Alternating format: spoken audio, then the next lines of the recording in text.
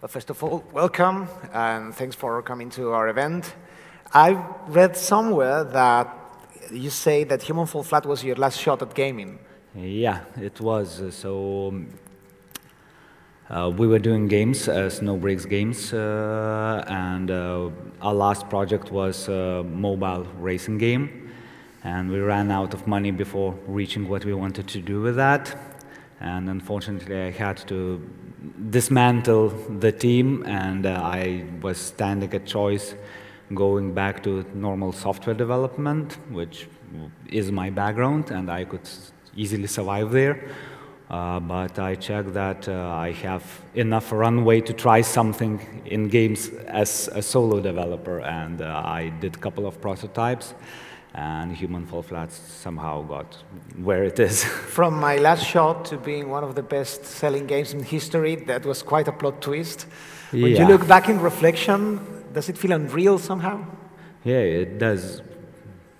You were at no point you thought this is going to be a hit? Like, I've got a hit in my hands?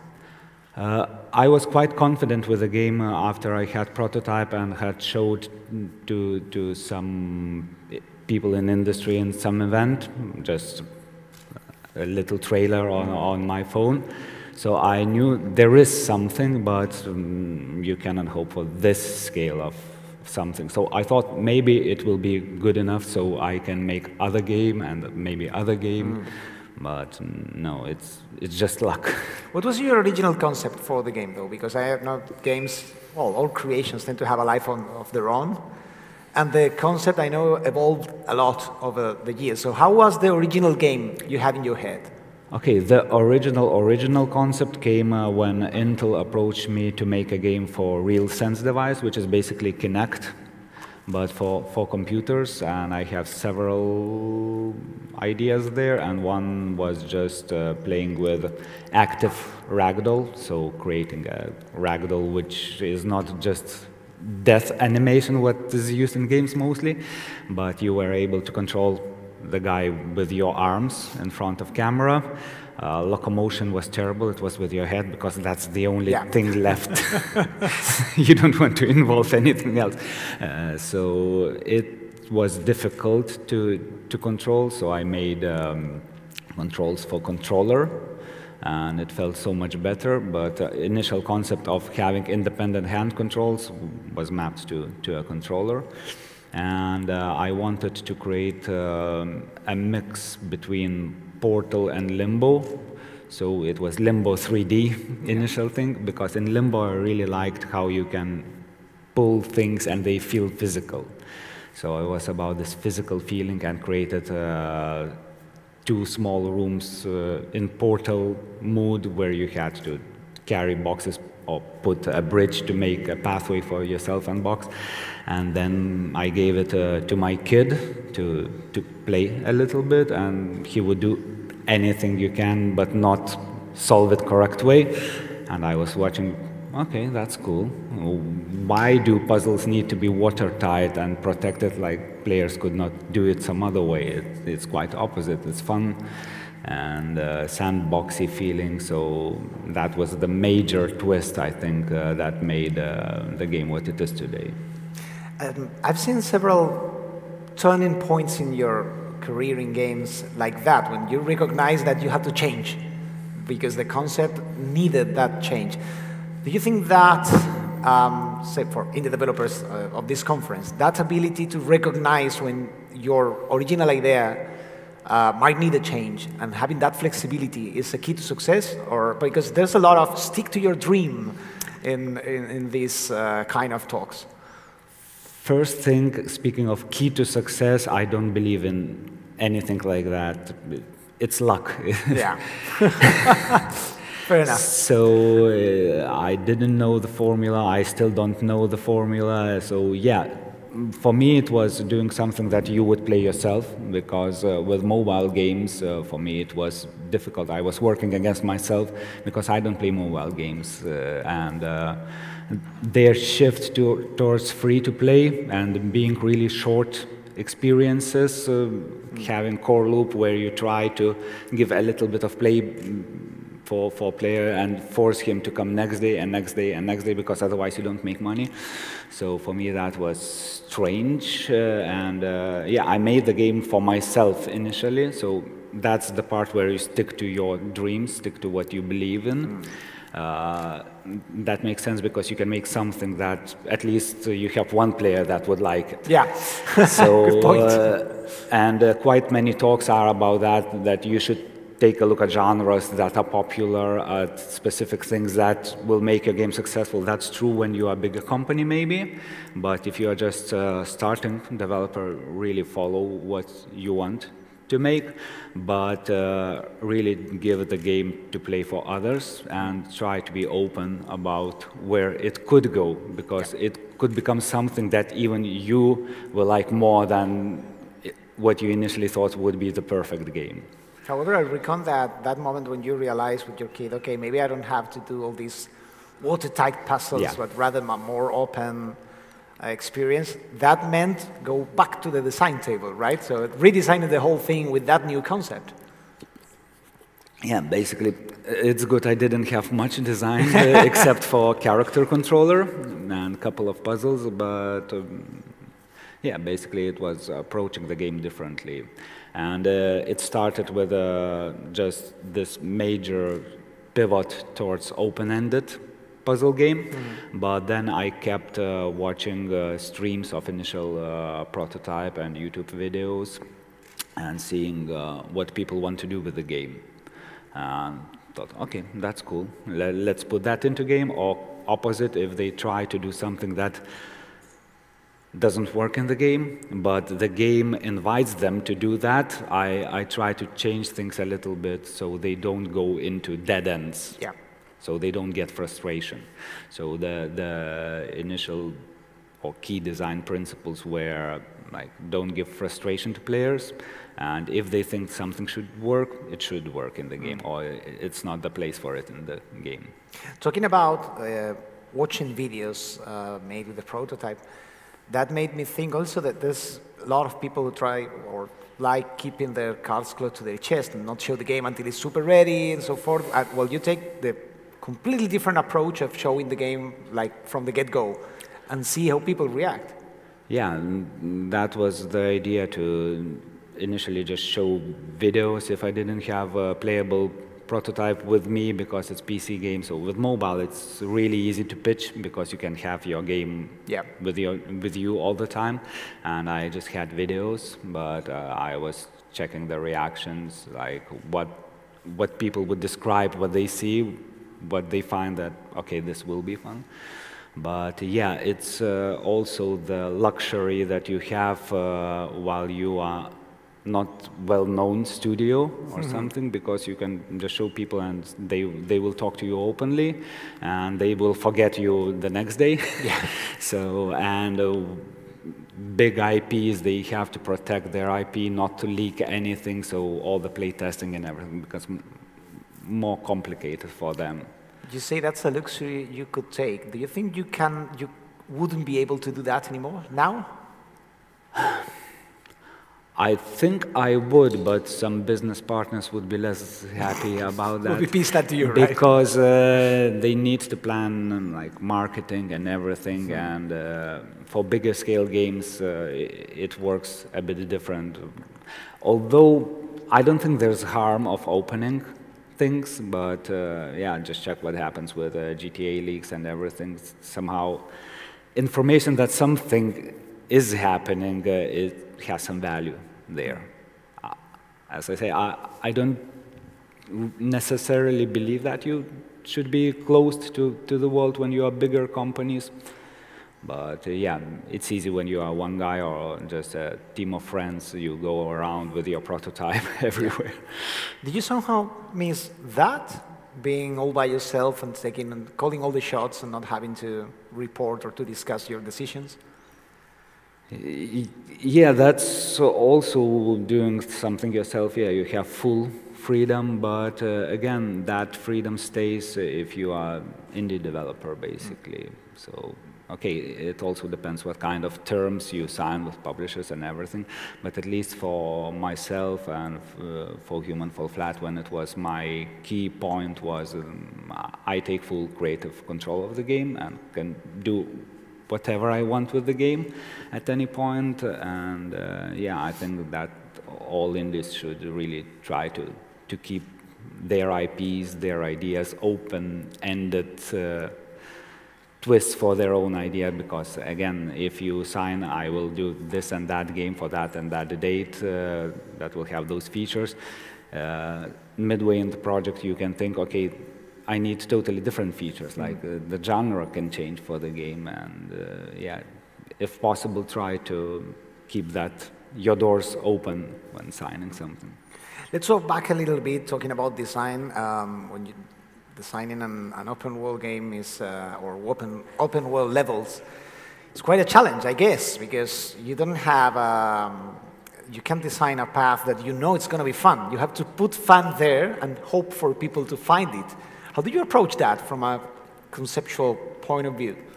Okay, so to make a Human Fall Flat level, what I was doing, initially I come up with some core mechanics for a specific level. It could be electricity, or initial levels was about climbing.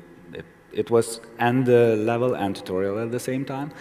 But basically for mechanic or a couple of them, I create smaller puzzles, and I try to stick a couple of them in a room, and then for every object in the room, I think, okay, what could be alternative uses for that? So, for example, there's a room where you have a bridge and a door up there, and the bridge is held by 2 poles. So, yeah, it's obvious. You can pull the poles, and the bridge falls, and you can go up. But the next thing was, okay, I have this object like pole. What else can I do with that in that level? And I made a lever that opens the door, but it's not switch. You have to actively hold it. And it was single-player game initially, so you need to keep it stuck, so you use pole to block it from going. So it's about reusing objects, and also having open level design means that you can bring objects from previous levels. So another possible solution was to just bring something from previous level, put it and climb on top of the bridge instead of going that way. And you as designer come up with many different solutions for that, but actually seeing people play, you see that you know nothing about your own game, and they come up with creative solutions. And this is actually where open puzzle game is much easier to make, because if people cheat, that's by design. Not particular way how they cheat, but the idea that you don't need to solve the puzzle if you find a way around. So yeah, it starts with small puzzles, then I combine them into a room which limits players in space, and he wants to move somewhere, and then combine more of those rooms together in the level, opening ways to reuse objects between nearby rooms. And on top of the level, I also build pathways, shortcuts, so if you get somewhere you can go back, and also if you know the level, you become on top of the level in the next playthroughs, so it feels empowering as well. Now, go back to one of these turning points in the history of the game was when you uploaded your prototype to itch.io and people started streaming it. And then I guess you had, on the one hand, you must have been super happy, on the other hand, panic, like, I need to get these to Steam or somewhere before all the wave dies off, right? So you had to move really quickly to make the game into something commercially viable. Yeah, it was quite surprising. I was going to a conference trying to find publishers and everything while the game was doing some sales, but not really sustainable numbers. And then I suddenly saw a huge spike. It was thousands of copies sold in 2 days, and I was, what is happening? What happened? And then I found quite big YouTubers playing the game, and I thought, it's nice, but I'm losing all the opportunity, because most of the comments were like, where can I buy this game? It's not available on Steam. It does not exist. Yeah. So yeah, the time pressure was there. And I wanted to move quite fast to Steam. But then at the event, I met them before, but yeah, we concluded the deal with Curve Digital, with publisher. And then it was a little bit less pressure because they are handling when and where and how of the releasing. And I had just to do what I know, make a game. It's one of the advantages of having a publisher, right? You can take some weight out of your shoulders. Some indies do want to control that, but for some others, like, okay, I know I have to give them their cut and whatever, but at least I sleep better at night. Well, as I was doing initial promotion of the game, I hired PR guy to do Twitter things and Facebook things, and well, I was taking videos, posting them on YouTube, and taking care of the social and marketing part of the game. It took a lot of energy. It's fun, but I didn't know what I'm doing, so it's really worrying. And yeah, everything you can learn anything. Humans are good at learning things, but the main question was, do I really want to? Yeah. And for me, the answer was no, I don't want it, and it totally made sense for someone to take care of it. And another turning point in the story of the game was multiplayer, something that you did not have in mind. No. And brings not just gameplay design challenges, but also technical challenges, right? Yeah, so people kept asking for multiplayer, and I explained that because of how physics-based simulation works in the game, it's impossible because on network, you have certain lag. So if I tell you the box moved somewhere, and I get a round trip to you, it could be 200 milliseconds. So even at slow speeds, the box between your version of the world and my version of the world could be 2 meters, one way or another. And how to solve that? If I believe that I am bringing the box one way, and you think that you are bringing the box the other way. So I was quite confident with a proof that it's impossible, but a couple of streamers managed to play it using NVIDIA video streaming, cross-Atlantic. So the lag must have been terrible with video encoding and everything, but they enjoyed that. And then I thought, okay, maybe if they can stream video, if I make really tight and nice protocol how to communicate, maybe it's possible. And I did some prototype. It worked. Yeah, from technical standpoint, it was another couple of things to read about, but it was quite fun to implement, and I was surprised that it works good enough. Of course, if you are behind relay service, so instead of just sending packets to your friend and getting them back, you send them to some server that sends to your friend, then the friend's packets go back to server and to yourself. So there is latency problems, and in some configurations it's hardly playable, but it was, I told community openly, this will not work, and they said, whatever, just do it. And I did it with disclaimer that there are cases when it will not be super smooth. And yeah. Do you think, how to put it, slapstick humor, I mean, the way that the game can be funny in a very silly, and I say this from admiration, in a very silly way, that's one of the key points of the game for its success. Like, you can have fun. I mean, it's fun to watch, not just to play. Yeah, that was success to streaming, because content creators like content that makes their viewers laugh, and having that type of humor in game, which was accidental, really helped. Also, being physics-driven, it means that none of the animations are designed. So ragdoll, right? Yeah, so it's active ragdoll, and that means if you go and stumble on something, you will get the secondary reaction of character, which would be extremely difficult to make in a more traditional type of animation.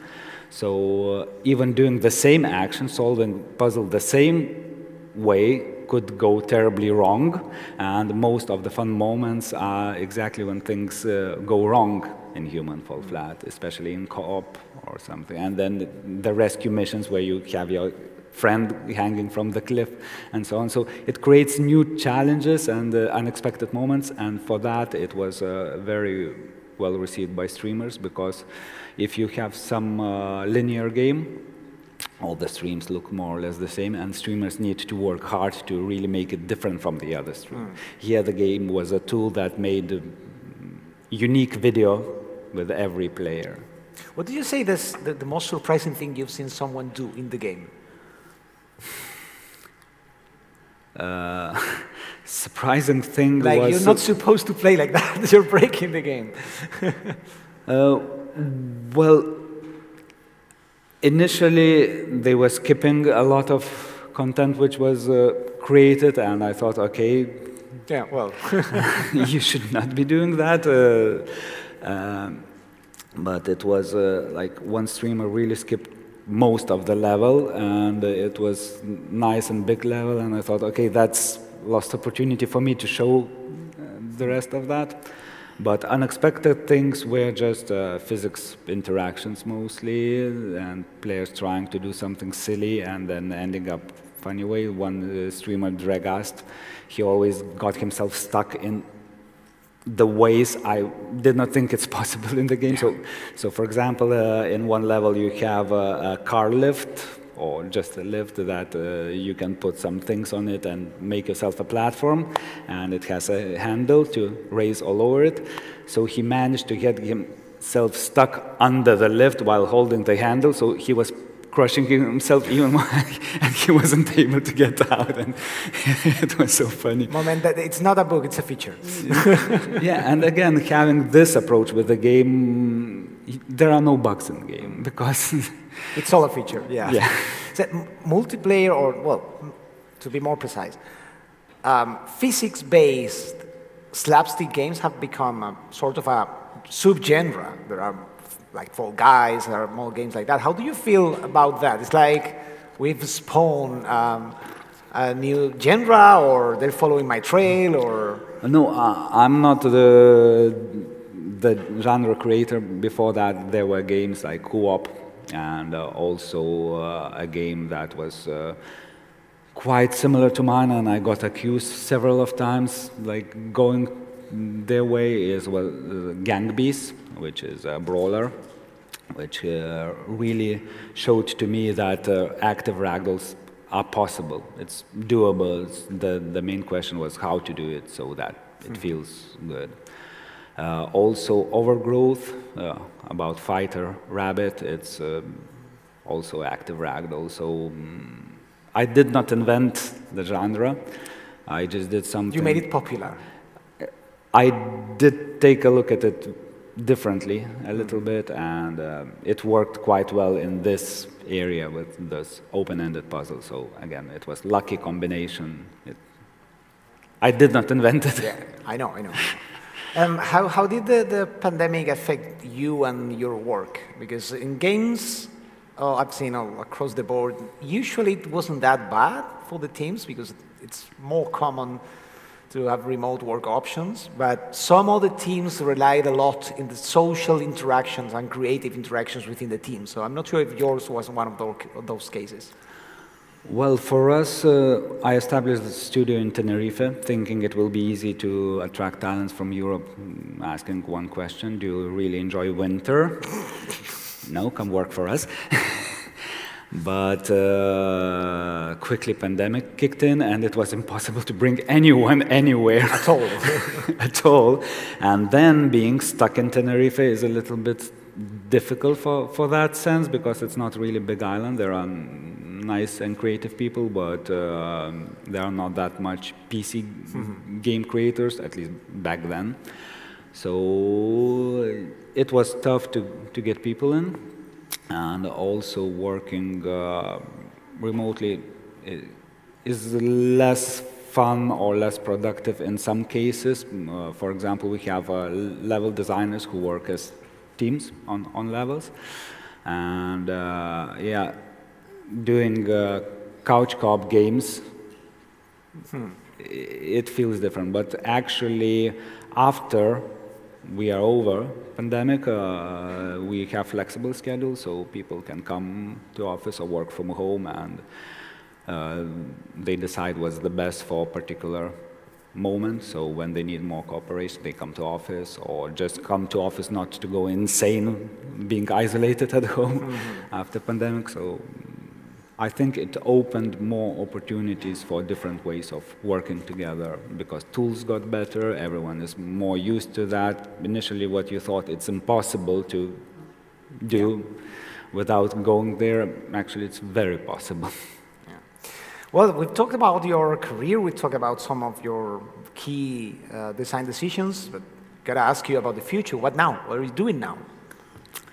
Me, myself, I'm physics researcher, I would say that. So I do even the next generation to what studios are working on games. So both Tenerife and Vilnius studios are working on games which are still not announced, so I cannot talk too much, except that they will be physics-based, because that's our forte.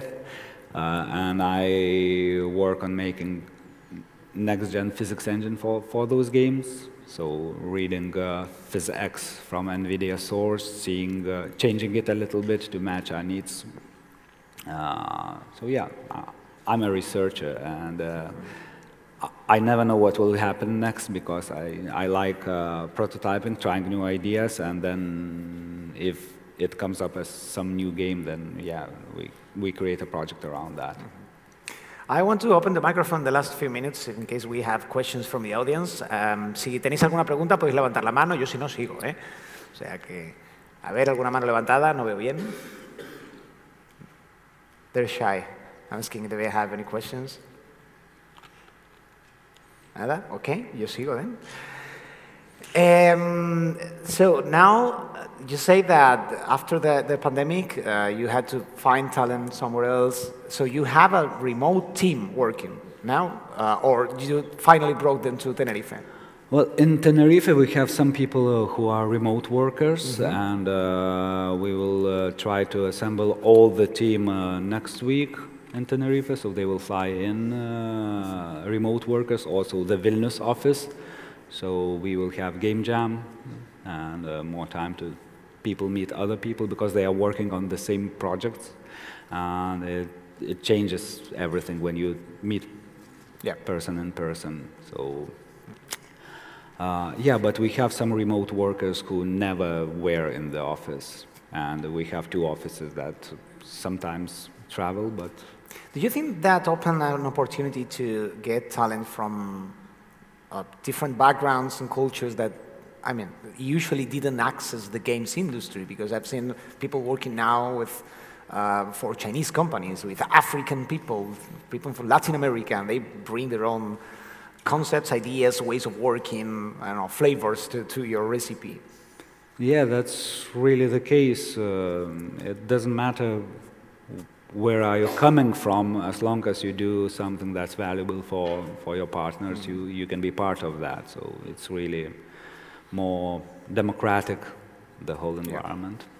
Right before we go, for the last minute, we've got a lot of young developers in this conference and upcoming indie developers. Is there something you'd like, you know, from your experience, to tell them, to some piece of advice, some things to avoid or some things to try, to keep in mind for the future? Well, one thing I could really advise, seeing that no one asked questions, please ask questions when you are in conferences. Try to reach developers, because we are all really happy to help and support. And we were in that position before our games somehow got successful. And this is my first event, basically, where I have successful game. And I remember very well being there and staring at guys, oh, he made this game and that game, like, I'm this far from gods. Yeah. So, yeah, also not always you need someone who has really top game, but just someone a little bit more ahead, even another indie developer who doesn't even have successful game. They have read something or known something, so communicate. And of course, having events like that helps because of networking. And yeah, just try to seek advice from those who might know something. Thank you very much. We've run out of time. Ahora hay dos preguntas. ¿Sí? They are shy. Shahid has one here. If you can bring him a microphone. Thank you. I read somewhere, thank you for your talk, by the way. I read somewhere that you thought that this is going to be your last shot at making a game. Was it really? I mean, if it had not succeeded, do you think you would have tried again? I would have to go back to normal software development because at one point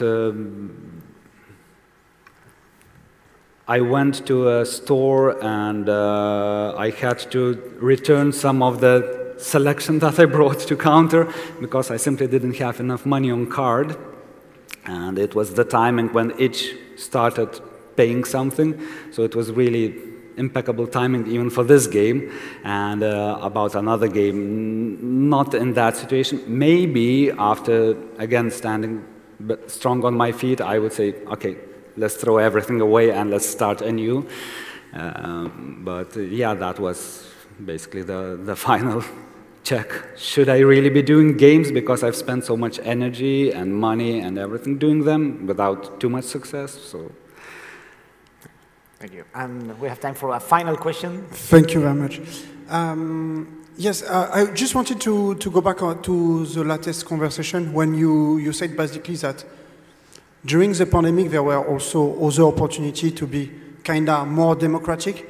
But in a way, I wanted to put some light about newcomers to the industry. And there is one thing which is very important to me, is that to meet people in face-to-face.